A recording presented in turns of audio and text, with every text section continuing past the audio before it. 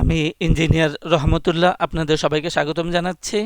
এখন আমাদের আলোচনায় থাকছে ঢাকা স্টক এক্সচেঞ্জের ব্রড ইন্ডেক্স ডিএসসি এক্স। মূলত আমরা দীর্ঘদিন যাবৎ যে আলোচনা করছি যে ডিসেম্বর থেকে পুরা মার্চ পর্যন্ত অর্থাৎ 4 মাস মার্কেট সাইডওয়েজে আছে। এই সময়ে আমাদের ভলাটিলিটি অত্যন্ত কম। ভলাটিলিটি হচ্ছে যে একটা মার্কেটের নিচের দিকে অথবা উপরের দিকে যাওয়ার ক্ষমতা, এই ক্ষমতা অত্যন্ত সীমিত এবং আমাদের ডেইলি টার্নওভার 400-500 কোটি টাকার বেশি না। তো আমাদের ঈদের ছুটির পরে আমরা শুরু করছি আমাদের কার্যক্রম।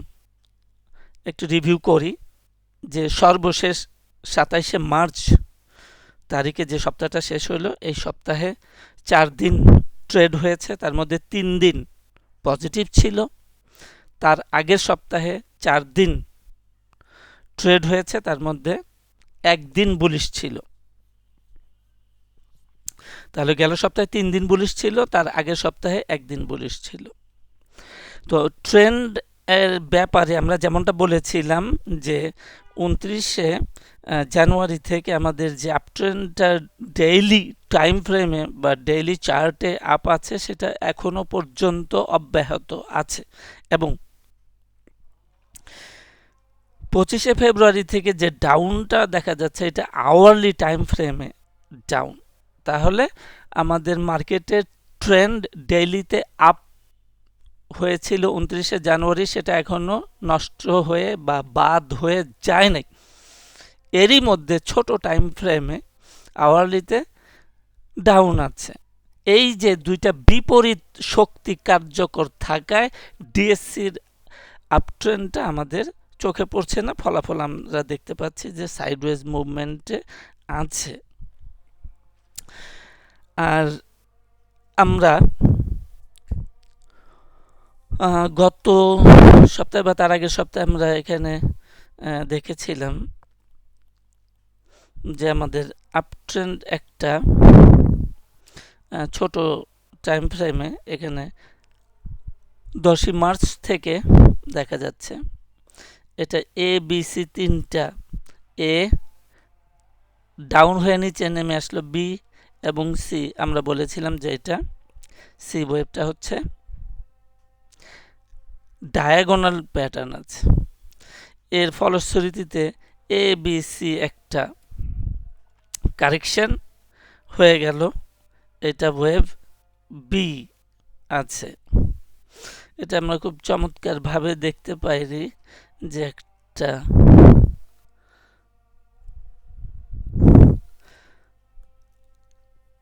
কারেক্টিভ, এই যে ব্ল্যাক কারেক্টিভ চ্যানেলের মধ্যে ছিল, সো এটা নিচে আসছে কারেক্টিভ কনফার্ম এবং এটা বড়, অপেক্ষাকৃত বড় টাইম ফ্রেম, এটা বি। তাহলে সি যেখানে শেষ হইল সেইখানটা হলো আমাদের বড়, আমরা ওয়েভ এ, ওয়েভ এ, তারপর এ বি সি ডিতে কারেকশন হয়ে আসলো ওয়েভ বি। এখন আমাদের চলমান আছে ওয়েভ সি।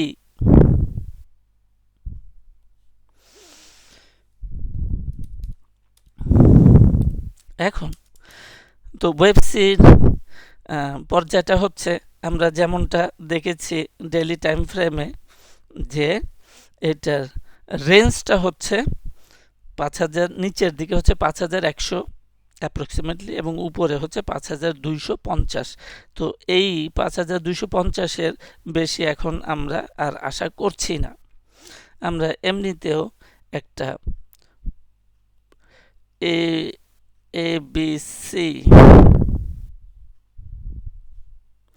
ফিবোনাচি দিয়ে দেখি যে 5262 অ্যাপ্রক্সিমেটলি হতে পারে, একটা টার্গেট হতে পারে 5262 at 138.2% ফিবোনাসি লেভেলে এখানে একটা হতে পারে।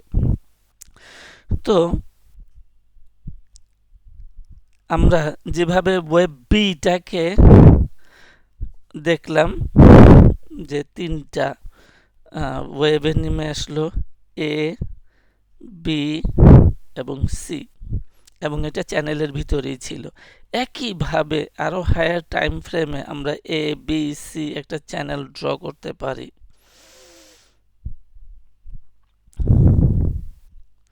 এবং আশা করা যায় এই চ্যানেল ধরে বা চ্যানেলের মধ্যেই আমাদের আপট্রেন্ডটা সচল থাকবে। এখন জেনারেল কিছু অবজারভেশন আমরা শেয়ার করতে পারি। সেটা হলো যে আমরা দেখলাম যে থেকে থেকে কতগুলা সেক্টর মুভমেন্ট করেছে, কিন্তু ভালোভাবে ক্লিক করে নাই। এমনটা হয়েছে মিউচুয়াল ফান্ড, ইন্স্যুরেন্স বেড়েছে কিন্তু টেকে নাই, আবার শর্ট কারেকশনে চলে গেছে। ফিন্যান্স সেক্টরও তাই করলো, বাড়লো তারপর আবার পড়ে গেল বা ছোট কারেকশনে হলো। সিমেন্ট সেক্টরেও তেমনটাই ঘটেছে।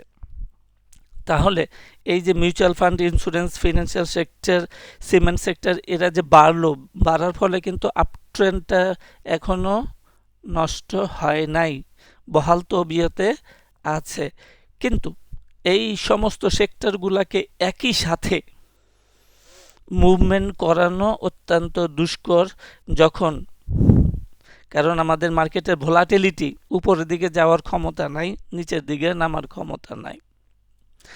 এবং পার্টিকুলারলি যেহেতু আমাদের ডেইলি টার্নওভার 500 কোটি টাকার বেশি না, 400 450 কোটি টাকা, এই 400 450 কোটি টাকা দিয়ে অ্যাট এ টাইম 3-4টা সেক্টরকে আপট্রেন্ডে অনবরত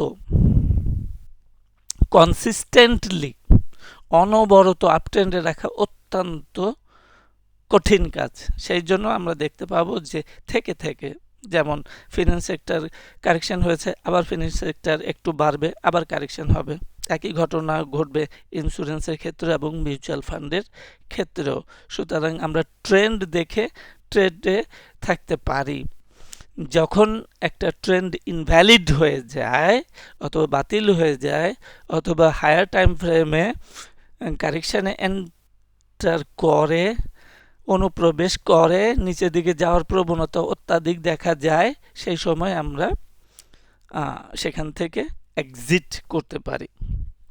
তো এখন ওভারঅল মার্কেট আপট্রেন্ডে আছে এবং সেক্টরগুলোও আপট্রেন্ডের সূচনা হয়েছে। তো এই বিষয়গুলোকে আমরা মাথায় রেখে আমাদের ট্রেড প্ল্যান সাজাতে পারি। অনবরত কনসিস্টেন্টলি কোনো সেক্টরের দাম নাও বাড়তে পারে, থেকে থেকে বাড়বে, এমনটাই আমাদের প্রত্যাশা এবং অবজারভেশনে আছে। তো আজকে এখানেই শেষ করছি। সাথে থাকার জন্য সবাইকে ধন্যবাদ।